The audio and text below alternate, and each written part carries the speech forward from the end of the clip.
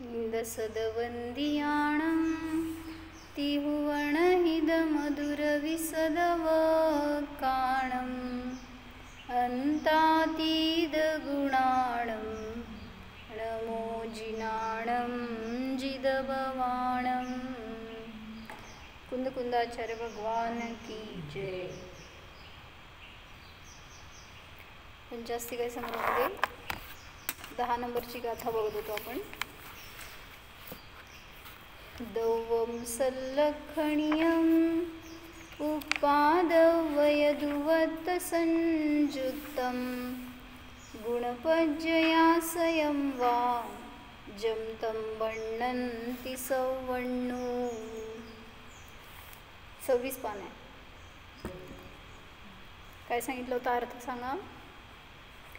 द्रव्याची 3 लक्षणं सांगितली आपण। 3 सूत्र सांगतो ना ह्याच्यामध्ये, तत्वार्थ सूत्रामध्ये डोक्यावर घ्या। सत लक्षण, द्रव्याचं 3 लक्षण काय।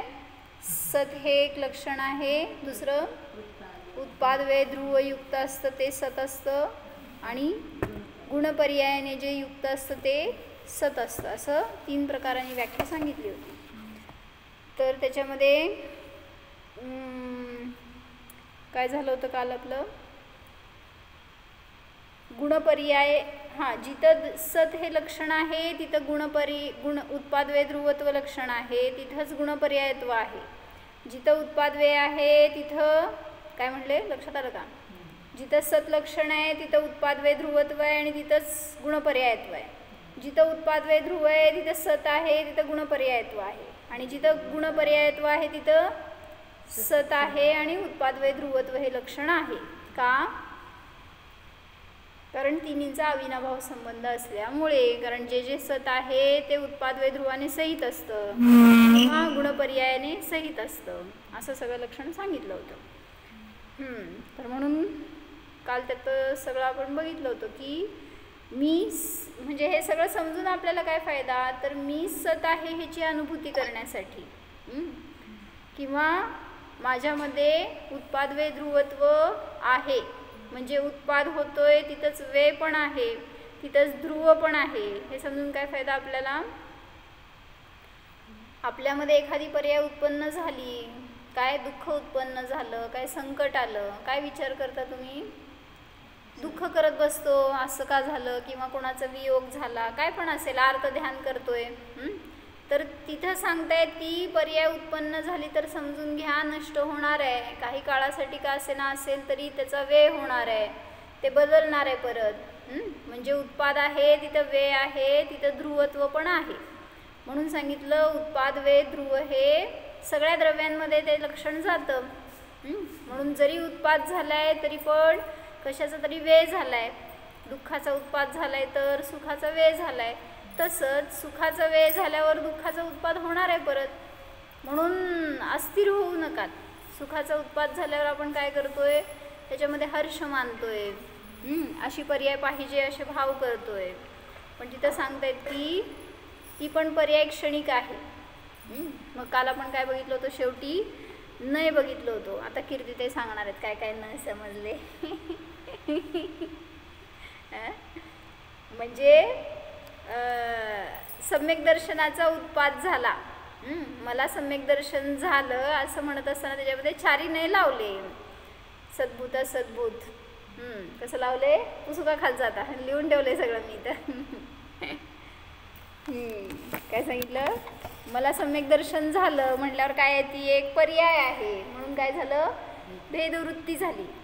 कुठे आहे वही पेन, असं असते होय काय शोभाबेन, इथं आहे तुम्हाला वही पेन, घ्या रंजूबेन, घ्या तिथे वही आहे, हे पेन आहे। काय कळलं, कीर्तीताई वही पेन घेऊन बसलाय का, आमची घेऊन गेला का। तर सम्यक दर्शन झालं असं म्हणत असताना ती पर्याय आहे, म्हणून कुठला नाही लागला रुपाली, भेदवृत्ती, कारण तिथं ह्याच्यात लावलं होतं पर्याय, नुसती पर्याय केली ना कथन, ते बस ना समोर, मग त्याला म्हणलं भेदवृत्ती नाही, सद्भूत असद्भूत लावून झालं होतं, ह्याच्यामध्ये लावलेलं आणि इथं काय येणार भेदोपचारमध्ये, ते बंद आहे पेन, हे घ्या, हातावर नका लिहू की, आता काय तुम्हाला बात करून ठेवताय स्वतःला. काय म्हणले, भेदोपचारमध्ये काय येणार, गुणमात्राचं कथन येणार.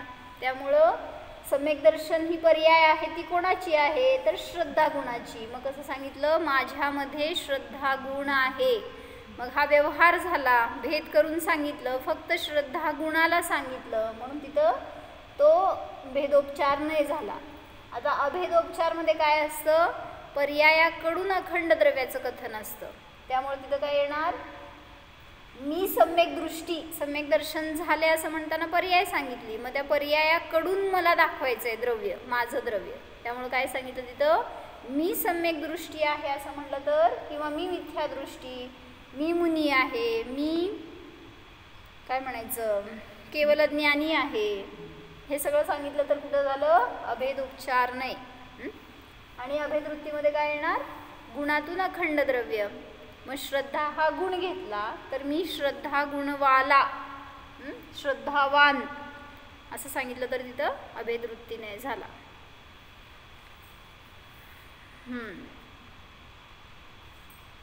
पंचास्तिकाय संग्रह असेल तर घेऊन बसा, त्याच्यामध्ये जयसेनाचार्यजींची टीका वाचायची होती आज.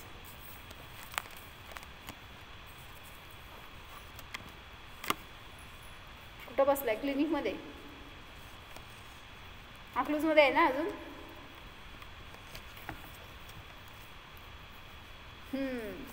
बसा सगळे शास्त्राला.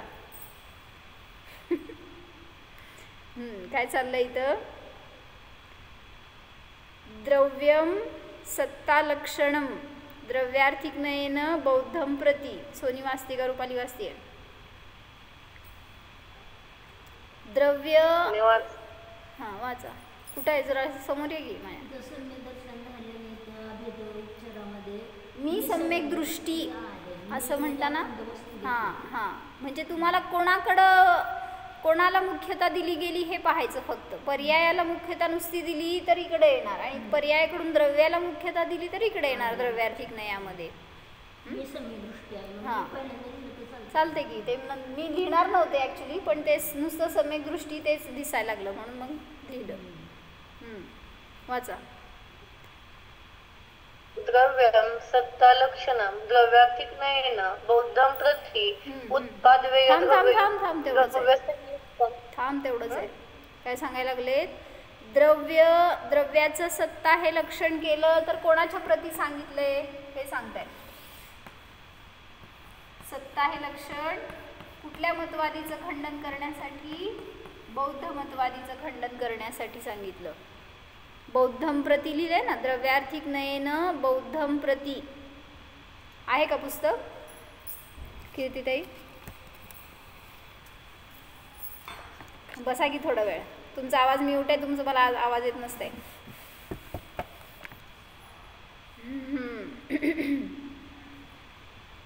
काय सांगितलं, द्रव्याचं सत्ता हे लक्षण केलं, ते द्रव्यार्थिक नयाने केलेलं लक्षण आहे. म्हणजे बौद्धांनी सत्ता हे लक्षण मानलं नाही. कसं मानलं, द्रव्याला क्षणिक सत मानलं, म्हणून सांगतायत की क्षणिक नाही आहे द्रव्य. कसं आहे, सतरूप आहे, म्हणजे शाश्वत आहे. डोक्यावर घेऊन बसा, काय घेता बघा.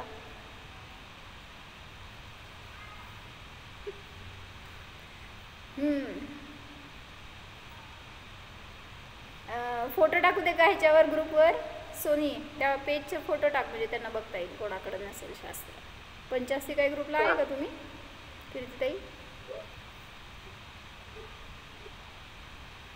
बरं, म्यूट ठेवताय आणि बोलताय, माझ्यात शक्ती नाही आहे ऐकायची तशी.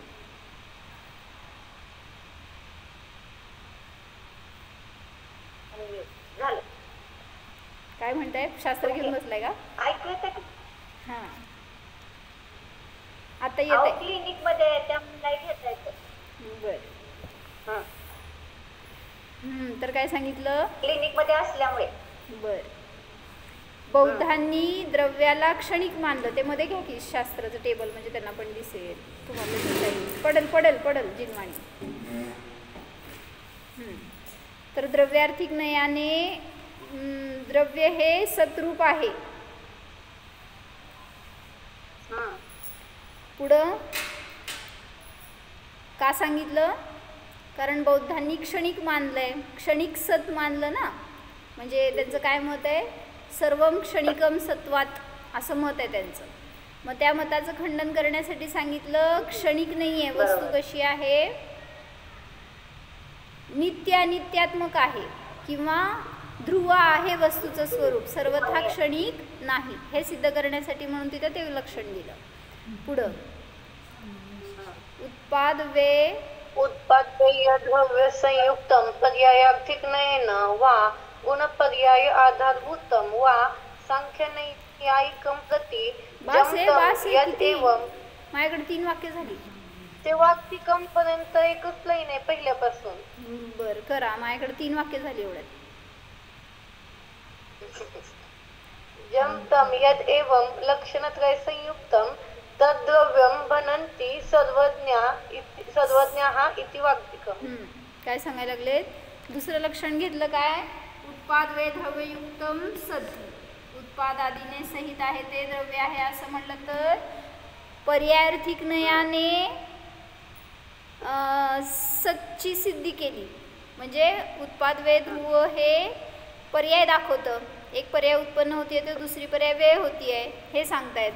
म्हणून त्याच्यामध्ये पर्यायार्थिक नयाने, आता ह्याच्यामध्येच त्यांनी घेतलंय पुढचं की गुणपर्यायाचा आधारभूत जे आहे ते हे सांख्यांच्या प्रती सिद्धी केली. का? सांख्यांनी द्रव्याला सर्वथा नित्य मानलं. मग त्यांचं खंडन करण्यासाठी सांगितलं की द्रव्य सर्वथा नित्य नसतं, त्याच्यामध्ये उत्पाद वे ध्रुव आहे. पुढं जे गुणपर्याय रूप द्रव्य आहे, पर्यायाचा आधार रूप द्रव्य आहे, हे कोणासाठी कथन केलं? नैयायिकांच्या प्रती. नैयायिक म्हणा किंवा वैशेषिक म्हणा. आता तिथं काय का सांगितलं ते लक्षण? त्यांना काय त्यांची मान्यता? वैशेषिकांची मान्यता जी सांगतो तीच. ते पण तेच मानतात की नाही नाही, काय नैयायिकांची मान्यता घेतलंय का त्यांनी पुढे? इथं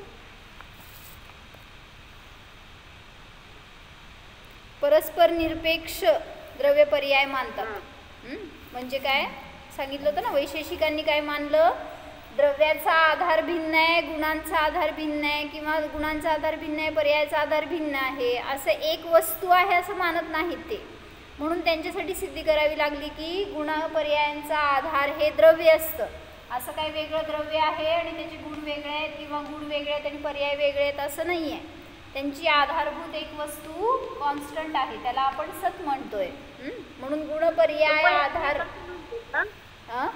वैशेषिक नैयायिक सगळ्यांच्या प्रती हे निरपेक्षता मानली त्यांनी. गुण निरपेक्ष असतात, पर्याय निरपेक्ष असते द्रव्याशी. म्हणजे त्यांचा काही संबंध नाही आहे द्रव्याशी. भिन्न भिन्न प्रदेश असतात आणि मग त्यांचा समवाय नावाच्या एखाद्या द्रव्याने मिलाप होतो आणि मग ते त्याचे गुण म्हणले जातात, त्याची पर्याय म्हणली जातात, असं त्यांचं मत आहे. त्यांच्या प्रती सांगितलं की नाही, सत हे द्रव्याचं लक्षण आहे. म्हणून तिथं गुण पर्याय ह्याचा आधारभूत द्रव्य आहे याची सिद्धी केली सांख्य आणि नैयायिकांच्या प्रती. पुढं यद एवं झालं की थांब त्याचा अर्थ लावायचं राहिलं. तर सांख्यांच्या आणि नैयायिकांच्या प्रती हे सांगितलं. यद एवं लक्षणत्रय संयुक्तम, जे या तिन्ही लक्षणांनी संहित असतं, तद्द्रव्यम ते द्रव्य आहे असं सर्वज्ञांनी सांगितलेलं आहे, असं वार्तिक आहे. म्हणजे असं एक कथन आहे, सूत्र आहे. तथाही मिळालं ना कुठे? आता तुम्हाला विचारायचं तर असतं का नाही? मग वरून 3री लाईन आहे तथाही 27 पानावर. संस्कृतवर तथाही कुठे आहे? तिसरी लाईन. हो कुठं 3री लाईन म्हणाले मी. तथाही सत्ता लक्षणम इति उक्ते सती. वाच. उत्पादवेय द्रव्य लक्षणम गुणपर्यायत्व लक्षणम च नियमेन लभ्यते. उत्पादवेय द्रव्ययुक्तम इति उक्ते सत्ता लक्षणम गुणपर्यायत्व लक्षणम च नियमेन लभ्यते. गुणपर्यायवत इति उक्ते सत उत्पाद थांब थांब थांब थांब गुणपर्यायवत इति उक्ते सती नाही येत ते. सती पाहिजे तिथं बेटा. सत्युत्पाद आहे ना ते. सती उत्पाद. सती उत्पादवेय द्रव्य लक्षणत्वम सत्ता लक्षणम च नियमेन लभ्यते. जेव्हा माग ते उक्ते वाचलं ना त्याच्याबरोबर सती वापरायचं, कारण ती निमित्त सप्तमीच्या रूपाने सती शब्द आलेला असतो. म्हणून उक्ते सती, मग पुढचं घेतलं उत्पादवे द्रव्य लक्षणत्वम सत्ता लक्षणमचे नियमेन लभ्यते. सांगा अर्थ आता. काल आपण जे सगळं वाचलं तेच आहे, समजण्यासारखं आहे. तथाहिनी खुलासा करतात. सांग अर्थ सोनी. सत्ता लक्षणमिती उक्ते सती, जेव्हा द्रव्याचं लक्षण सत्ता असं सांगितलं असताना काय होतं? उत्पादवेय द्रव्य लक्षण आणि गुणपर्यायत्व लक्षण हे लक्षण नियमाने लभ्यते प्राप्त होतं. बरोबर आहे. जेव्हा तुम्ही सत्ता हे लक्षण सांगितलं द्रव्याचं मामा, त्याच्यामध्ये उत्पादवे द्रव्यत्व हे लक्षण आलंच आणि गुणपर्यायत्व लक्षण पण आलं. आता तसंच तिन्हीकडे फिरवून सांगितलं तो अक्ष. सांगा, लावा पुढचं. उत्पादवे द्रव्ययुक्त जे असतं ते द्रव्य असतं असं म्हणलं असताना आणि नियमाने प्राप्त होतंच. म्हणजे जेव्हा तुम्ही उत्पादवे द्रव्ययुक्त हे लक्षण करता त्यावेळेस त्याच्यामध्ये सत्ता लक्षण आणि गुणपर्यायत्व लक्षण नियमाने प्राप्त होतंच. असं काय त्याला वेगळं सांगायची गरज नाही. आणि तिसरं एक पॉईंट आता काय, असं सांगितलं असताना बरोबर हे सुद्धा नियमाने प्राप्त होतंच. हे सगळं काल बघितलं होतं आपण. म्हणजे एका लक्षणात एक लक्षण केला तर त्याच्यामध्ये तिन्ही लक्षण मिळणारच. असं नाही आहे की तिथं सत्ता आहे तर उत्पादादी नाही आहे किंवा गुणपर्याय नाही आहे, असं नाही आहे. तिन्ही एका लक्षणामध्ये अन्य लक्षणं सुद्धा तिथे येतातच, कारण अविनाभूत संबंध आहे. जिथं जीव आहे तिथं ज्ञान आहेच, तिथं आनंद आहेच. असं नाही आहे की काही जीवांमध्ये आहे काही जीवांमध्ये नाही, असं तर नाही आहे. त्यामुळे जे जे सत आहे त्याच्यामध्ये ही सगळी तिन्ही लक्षणं घडतातच. पुढं एकस्मिन लक्षणे अभिहिते सती अन्य लक्षणद्वयम् कसं वाचायचं म्हणले सती मागं घ्यायचं सप्तमीला. परत एकस्मिन लक्षणे अभिहिते सती अन्य लक्षणद्वयम् कथम लभ्यते इति चेत्. प्रश्न विचारला. थांब प्रश्न विचारलाय शंकाकारांनी. काय? एक लक्षण सांगितलं असताना किंवा कथन केलं असताना अन्य दोन लक्षणं कशा प्रकारे प्राप्त होतात? सांगा बघू, कशा प्रकारे प्राप्त होतात? तेवढंच हेतू सांगायचं. अविनाभावी असल्यामुळे हे तिन्ही लक्षणं कशी आहेत? एकमेकांशी अविनाभावी आहेत. तुम्ही सत आहे का? कसं सत आहे का नाही तुम्ही? सत म्हणजे सत्ता तुमची आहे की नाही? घरात सत्ता आहे का आपली? प्रश्न झाला आता. घरातली नाही विचारलं, तुमची सत्ता आहे की नाही? आहे. सतरूप आहे ना, द्रव्याचं स्वरूप आहे ते. सत्ता हे द्रव्याचं स्वरूप आहे, त्यामुळे मी सत आहे. मग तुमच्यामध्ये उत्पाद व्यय आहे का? काय आहे? कशाचा उत्पाद झाला आता? कशाचा व्यय झाला? वृद्ध अवस्थेचा उत्पाद झाला, तरुण अवस्थेचा व्यय झाला, अज्ञान रूपावस्थेचा व्यय झाला, ज्ञान रूपावस्थेचा उत्पाद झाला, अजून दुःख अवस्थेचा व्यय झाला ना. गुड. आणि सुख अवस्थेचा उत्पाद झाला का? उलट झालंय. तत्वज्ञान झाल्यावर दुःखाचा व्यय होतो, सुखाचा उत्पाद होतो. आणि गुणपर्याय आहेत का तुमच्यामध्ये? गुणपर्याय आहेत का? आहेच. गुण कुठला आहे?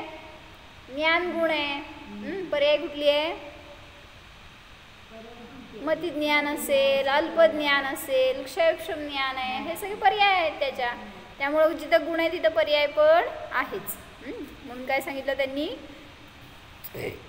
प्रश्न विचारला. एका लक्षणाला कथन केलं असताना अन्य दोन लक्षणांचं प्राप्ती कशा प्रकारे होते? वाचा. त्रयाणाम लक्षणानां परस्पर अविनाभावित्वात् इति. 3 लक्षणांचं परस्पर अविनाभावीपणा असल्यामुळे एवढा हेतू दिला. तो हेतू कसा आहे? बलवान आहे.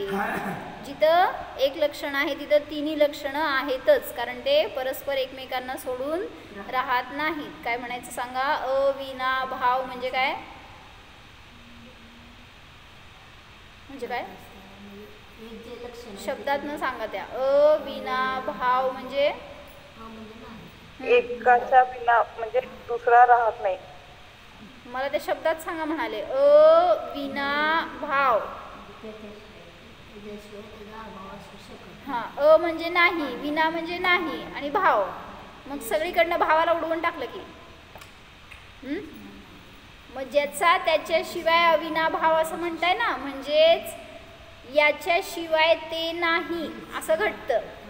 भाव म्हणजे सद्भाव, याच्याशिवाय ते नाही. दोनचा नकार म्हणजे एक अस्ति झालं. 2 नकाराचं एक होकार होतो ना मध्ये, म्हणजेच ते दोन्ही एकत्र राहतात. जसं नवरा बायको काय एकत्र राहतात, अविनाभाव आहे का नाही? कुठलं काय आता काय सोनी? अविनाभाव. कशाचा अविनाभाव आहे हो? जिथं जिथं नवरा बायको तिथं तिथं. आज मी महाराजांची कॅसेट ऐकली काय, त्याच्यामध्ये महाराजांनी एका नवरा बायकोचा वाद सांगितला होता. किती इंटरेस्ट सगळ्याला ऐकायचं. तर महाराज काय म्हणाले, उदाहरण देत होते बरं का, की म्हणले कोणाला विश्वास बसत नाही धर्मावर किंवा आता काय ह्याच्यात सांगितलेल्या तत्वावर. मग म्हणले बाहेरची सगळी लोक काय करतात? मंत्रतंत्र करतात, काहीतरी जादू दाखवतात. मग त्यांच्यामुळं आमचं भलं होतंय ना, काहीतरी आम्हाला सिद्धी देतात, विद्या देतात, मग काहीतरी फुकून देतात वगैरे, मग काहीतरी होतंय आमचं भलं म्हणून आम्ही त्यांच्याकडे जातो. मग म्हणले आता जाऊन येतो आणि काहीतरी घेऊन येतो, तुम्ही काय देत नाही आम्हाला. महाराजांकडे येऊन म्हणले ते 2 जण की तुम्ही काय आम्हाला देत नाही मंत्रबिंत्र. म्हणले आमच्या दोघांच्यात जरा असं वाद होतो, आम्हाला जरा काहीतरी मंत्र फुंका म्हणले आमच्यावर. महाराज म्हणले असं नसतंय बाबा, जेवढं तू तत्वज्ञान ग्रहण करशील, परिणाम विशुद्ध करशील, तेवढं तुझं वाद संपणार आहे. नाही म्हणला. ते म्हणला लोणावळ्याचा बाबा आहे ना, तो चांगले चांगले मंत्र देतो, मी त्यांच्याकडे जातो म्हणला. म्हणले ते समोरचे बरं का. मग महाराज म्हणले की त्या लोणावळ्याच्या बाबाला मी ओळखतो. म्हणले ते काय करते, त्यांनी सगळ्या मतातल्या लोकांचे सगळे मुख्य मुख्य मंत्र आहेत ना, त्यांनी ते ग्रहण केलेत. काय म्हणायचं, त्याचं तेवढं आकलन केलं आहे आणि तेवढं त्याच्यावर अभ्यास केला आहे. आणि जे येईल ना त्याला नमोकार मंत्र सांगतो तो. आणि मग काय करायचं, तुम्हाला नमोकार मंत्र शिकायचं तर मी शिकवतोय की इथं म्हणले महाराज. तिथं जाऊन काय शिकायचं आहे? मग म्हणले नमोकार मंत्र त्याची शक्ती आहे एवढी की ज्याच्यामध्ये सगळं दुःख नष्ट करतील ते. पण त्याला आस्थापूर्वक, ज्ञानपूर्वक, श्रद्धापूर्वक त्याचं पाठ करा, त्याच्यासारखा अनुभव करा, तर तुम्हाला पण त्याचा प्राप्ती होईल, लाभ होईल असं सांगितलं महाराजांनी. मग आता ते दोघांनी काय केलं, फक्त मागचे शब्द विसरले. काय? श्रद्धापूर्वक विसरले, ज्ञानपूर्वक विसरले आणि काय म्हणले, नमोकार मंत्राचं पाठ करायला सांगितलं महाराजांनी. म्हणले घरी गेले आणि नवरा तर विचारला होता येऊन महाराजांना डायरेक्ट, म्हणलं आमच्या दोघांमध्ये वाद होत आहे, आम्हाला काहीतरी मंत्र द्या. पण हे बायकोनी गपचूप ऐकलं होतं, ते नवऱ्याला माहीत नव्हतं. आणि दोघांनी काय केलं म्हणे, नमोकार मंत्राची माळा केल्या बसून. आणि नेमकं संध्याकाळी जेवायला बसले होते सोनी. कोण? नवरा बायको नाही, नवरा बसला होता जेवायला आणि बायकोनी वाढलं. मग नेमकं तिने काय केलं तर म्हणले दशमी पिठलं केलं होतं आणि त्या पिठल्यात लोणच घातलं नव्हतं. आता काय करायचं? ते जेवला आणि म्हणला की नाही आज काय वाद घालायचं नाही आहे, नमोकार मंत्राची माळ केली आपण. काय मामा ऐकते ना? तर ते गपचूप खाल्ला बिचारा आणि जाऊन बाहेर बसला. बायकोला माहीत नाही बरं का त्यात लोण नाही आहे वगैरे. आणि ते जाऊन बाहेर बसला म्हणले. आणि इकडं काय झालं, नंतर बायको जेवायला बसली आणि ती जेवताना पहिला घास खाल्ला की कळलं काय त्यात लोणच नाही आहे. आणि मग तिला किती पश्चाताप म्हणली, नवऱ्याच्या ताटात आपण लोण पण ठेवलं नव्हतं आणि बिचाऱ्याने एक शब्द पण बोलला नाही. म्हणला खरोखर नमोकार मंत्राचा प्रभाव चांगला झालाय. कोण केलं होतं? मी केलं ना नमोकार मंत्राचा जाप. त्यांनी केला त्याच्यासाठी, पण मी केला म्हणून माझ्यावर ओरडला नाही. आणि काय झालं मग? दोघांच्यात मिलन झालं, म्हणजे त्यांचा वाद संपला. असं मग येऊन महाराजांना सांगितलं त्यांनी. काय म्हणले? आमच्या दोघांचा वाद संपला.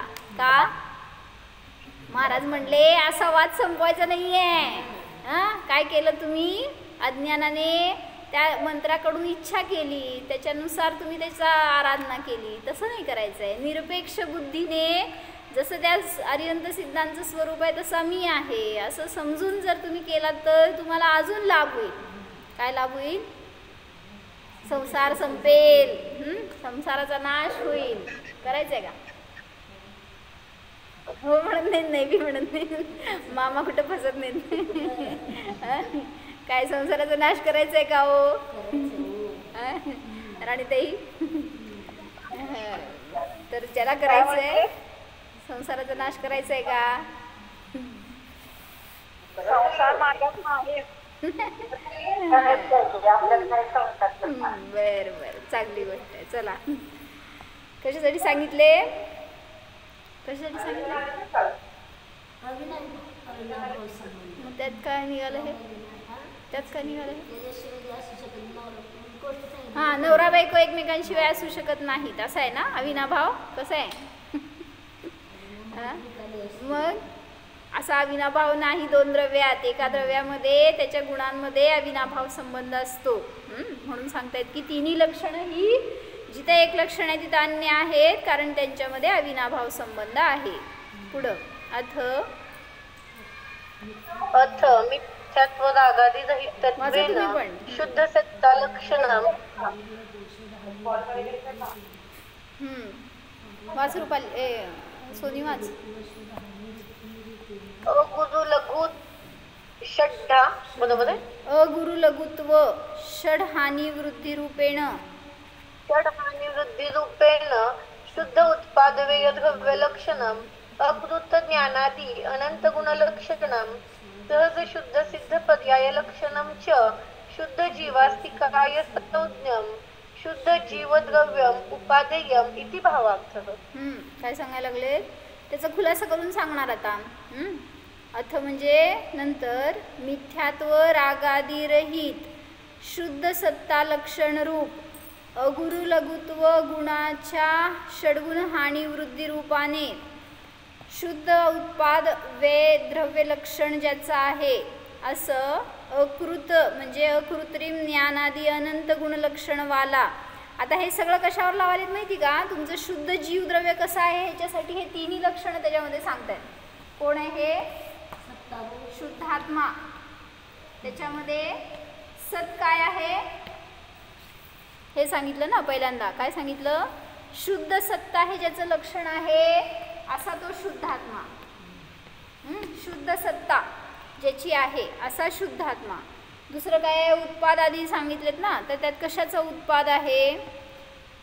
तर अगुरु लघुत्व गुणाच्या षट स्थानपतित हानी वृद्धी रूपाने शुद्ध उत्पाद वे लक्षणवाला आहे. म्हणजे कोणाचा उत्पाद आहे तिथं? शुद्ध रूपानेच उत्पाद वे ध्रुव चालू आहे. कोणाच्या निमित्तात? अगुरु लघुत्व गुणाच्या षट स्थानपतित हानी वृद्धीच्या निमित्तात. शुद्धच उत्पाद, शुद्धच वे आणि शुद्ध द्रव्याचं द्रव्यत्व हे लक्षण ज्याचं आहे असं ते. आणि काय सांगितलं? गुणपर्यायवत लक्षण सांगत असताना गुणपर्याय रूप द्रव्य आहे असं सांगत असताना त्यात गुण काय आहेत? अकृत्रिम ज्ञानादी अनंत गुण.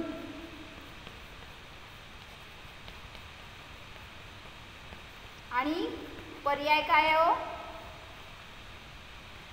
सहज शुद्ध सिद्ध पर्याय लक्षण. शुद्ध पर्याय ही कुठली? सिद्ध पर्याय. अशा लक्षण रूप जे द्रव्य आहे तर ते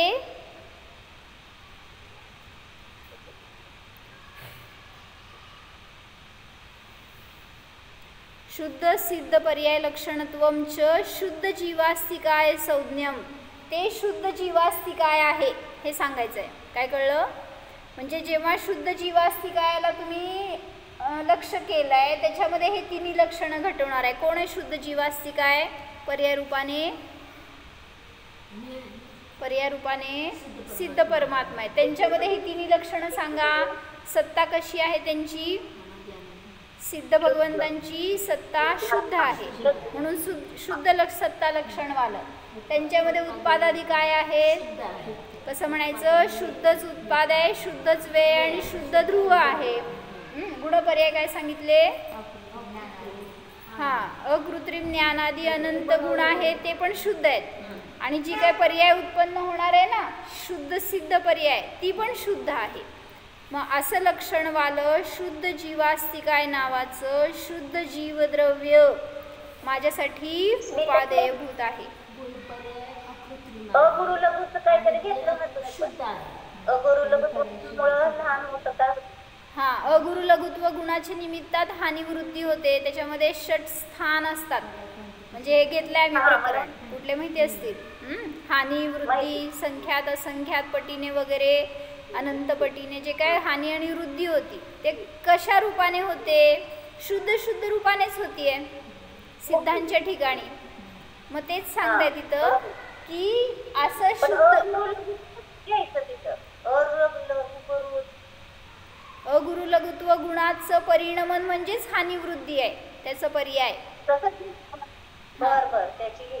त्याची पर्याय आहे ते हानिवृद्धीमध्ये मदत करतं. म्हणजे कार्य आहे त्याचं. जसं अस्तित्व गुणाचं कार्य काय? द्रव्याची सत्ता अस्तित्व टिकून ठेवतं. तसं अगुरु लघुत्व गुणाचं कार्य काय?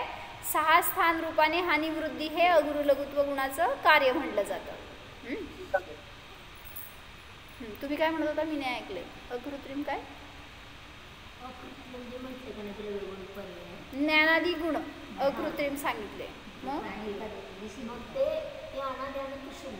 बरोबर म्हणजे गुण तर आहेतच की अनादि अनंत शुद्ध. मग काय काय आहे हे सांगायला लागले.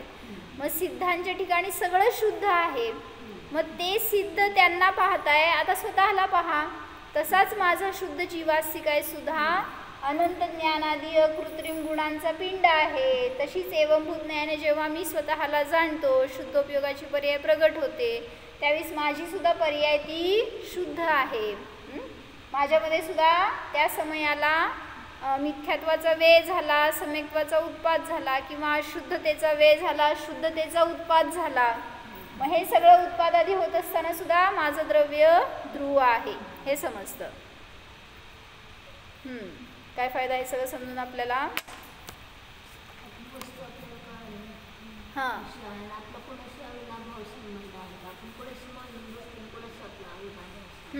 अविनाभाव संबंध सांगतायत ना. ह्या तिन्हींचा एकमेकांशी अविनाभाव संबंध आहे हे सांगितलं. पण माझा कोणाशी आहे हो? प्रत्येक जीवाचा किंवा आता या परिस्थितीमध्ये माझा कोणाशी अविनाभाव संबंध? ते असल्याशिवाय माझं अस्तित्व नाहीच. सांगा बघू सगळ्यांचे काय काय आहेत?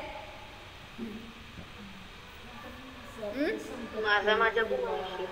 थांब हे इथं शास्त्रासमोर बसल्यावर गुणांशी आणि पर्यायाशी तुमचं संसारातलं विचारायला लागले. कोणाशी अविनाभाव आहे?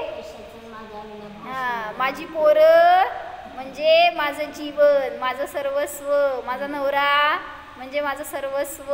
किती त्याच्याशी अविनाभाव एकत्व ते पाहिजेच.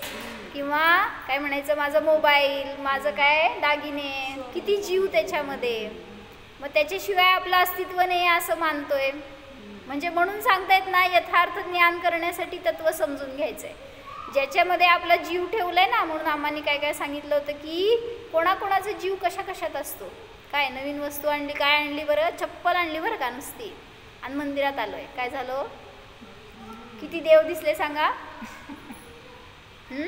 त्या देवाला बघताना सुद्धा चप्पल दिसते त्याला. किती किती जीव ठेवलाय. म्हणजे आम्हा म्हणायचे असं कशा कशामध्ये अस्तित्व घालतोय कळतंय का आपण? कळत न कळतपणे. घरातल्या चिळ्या मिळ्या काय म्हणायचं फाटक्या तुटक्या वस्तूंमध्ये सुद्धा आपलं अस्तित्व. ते कुठं हरवलं गेलं तरी सुद्धा किती अस्थिरता, किती अशांती होते ना. हो म्हणतात काय? मग ते असू दे, राहू दे, जाऊ दे, त्याच्याविषयी काय आपल्याला आकुलता? म्हणून त्याच्याशिवाय माझं अस्तित्व आहे हे पहिला स्वीकारायला पाहिजे.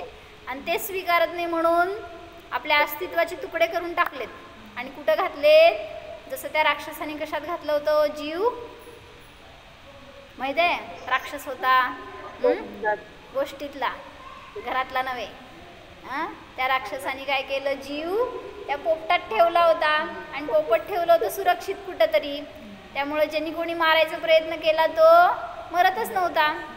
आणि मग जोपर्यंत तो पोपट मरणार नाही तोपर्यंत राक्षस मरणार नाही. सांगा तुमची पोपटं कुठं कुठं आहेत, कशा कशात घातलाय हो जीव आपण.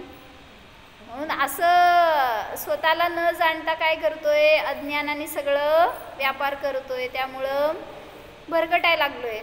म्हणून सांगतायत शुद्ध सत्ता कुठं आहे हे जाणा, आपलं स्वरूप आपल्यामध्ये आहे. म्हणूनच काय होतंय मग, आम्हा सांगतात नेहमी की जर स्त्रीचं पुरुषामध्ये, पुरुषाचं स्त्रीमध्ये एकत्व असेल ना, त्याच्याशिवाय माझं नाही आहे जीवन. आजकाल पोरं जवळ राहत नाहीत, कुठं राहतात, जाते तिकडच्या गावाला गेले, कुठं गेले, जीव देवा देवा देवा. आता काय शास्त्राच्या समोर आहे का, इथं तेच सांगायला लागले मी तर.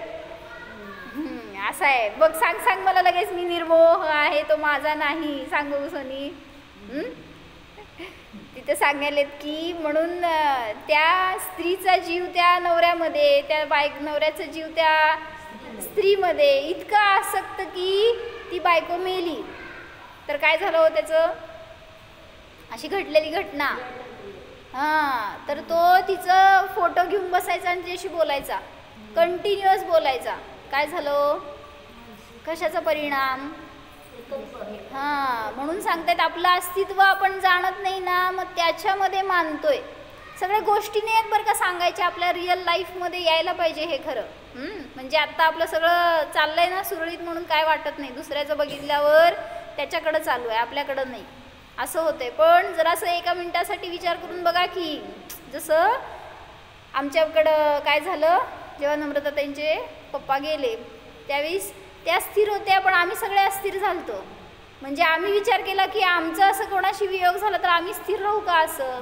म्हणजे अनेक वेळा असा विचार यायचा की आपल्याला त्या परिस्थितीत काय होणार, जेव्हा आता एक कुठल्याही, तुम्ही घरामध्ये मोही आहे तुमची गोष्ट वेगळी, पण आता जे कोणी असं धर्ममार्गात लागलेले आहेत त्यांच्याकडे पाहून तुम्ही काय म्हणणार, मी कोण आहे हो, निर्मोह आहे म्हणाल ना, तर तसं नाही आहे बरं का. म्हणजे हाय मोह आमच्याजवळ पण अजून, आणि मग असं काहीतरी कोणाचं वियोग होईल असं विचार केला तरी अस्थिरता होते. म्हणून सांगतायत शक्ती वाढवायला पाहिजे आपली, तत्वाची, ज्ञानाची, स्वभावाची. आणि जिथं वाढली शक्ती त्यासाठी तर ध्यानाचा प्रयोग सांगितला, त्यासाठी तर स्वाध्याय सांगितलं. ह्याचा अवलंबन घेऊन आपल्याला निर्णय केला तर शांती आहे, नाहीतर म्हणजे आहे तरी अशांती आहे, एकत्र आहे तरी अशांती आहे, आणि मग एक गेलं तरी अशांती राहणार. म्हणून कोण जायचं पहिला, म्हणून बरोबर. म्हणून अविनाभाव काय आहे, आपला कुठं आहे, आपल्या द्रव्यगुण पर्यायामध्ये अविनाभाव संबंध आहे. मग त्याला जाणा तर आपलं विश्व, आपलं वैभव समजेल आपल्याला. बरोबर, मोह कमी होण्यासाठी अविनाभाव संबंधाचं ज्ञान करून घ्या आणि स्वतःला सर्वापासून भिन्न जाणा. माझं सगळं जे आहे ते माझ्यामध्ये आहे, परामध्ये नाही, ह्याची भावभासना करा. ओम जाणा सांग शुभ जीव आहे. मी माझ्या अस्तित्व गुणाने परिपूर्ण आहे, स्वतंत्र आहे, स्वाधीन आहे, स्वावलंबन स्वरूप आहे. मी माझी मर्यादेचं उल्लंघन करू शकत नाही. मी माझ्या द्रव्यगुण पर्यायामध्ये नित्य विराजमान आहे. नित्य उपयोग स्वरूपी आहे. ज्ञाना जो जाणतो आहे तोच मी आहे. भावभाषण करा. हा मी 3 लोकांमध्ये अतिशय सुंदर असणारा शुद्ध कारण परमात्मा आहे, अनुभवन करा. हा मी फक्त न्यायक स्वभावी आहे, निराकुल स्वरूप आहे, होता स्वयं जगत परिणाम. मी हा जगाचा करता धरता नाहीच, अकर्ता अभोक्ता स्वरूपी आहेच.